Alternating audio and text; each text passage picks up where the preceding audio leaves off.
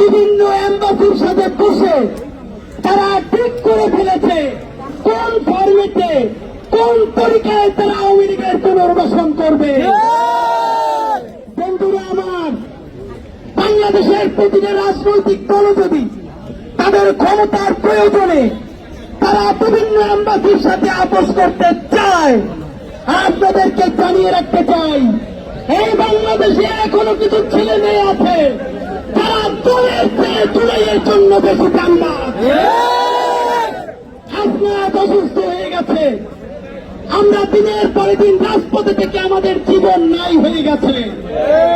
আল্লাহর কসম করে বলছি, জুলাইকে আমরা কোন গ্রেপ্তারের হাতে যেতে দিব না।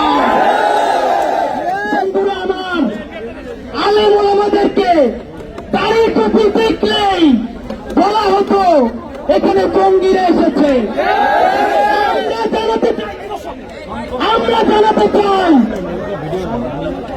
আজকে তোমার পরে এই যমুনার সামনে লাখো মানুষের স্রোত নামবে, সেখানে সত্তার দাবি টুপি আসবে, থানার বিচার প্রার্থীরা আসবে, শহীদ পরিবার আসবে, চোখ হারানো পাহারানো ভাই বোনেরা আসবে। আপনারা কি তাদেরকে একা ছেড়ে দিবেন?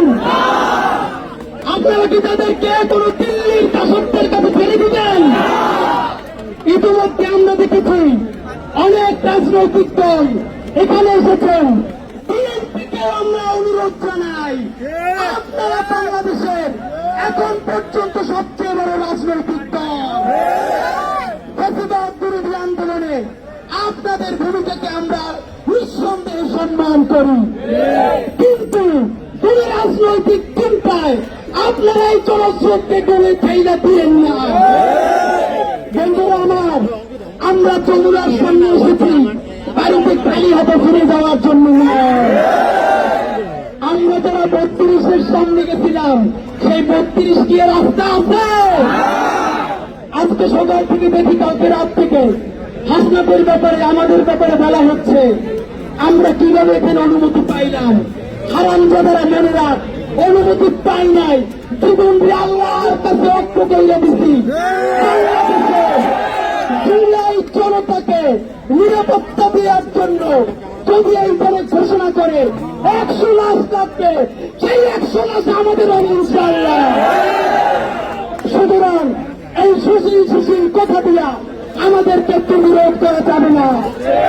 এই স্লোগান হবে, জোর আছে, শেষ পর্যন্ত থাকবেন। একটাই হবে, নির্ভর নির্ভর নির্ভর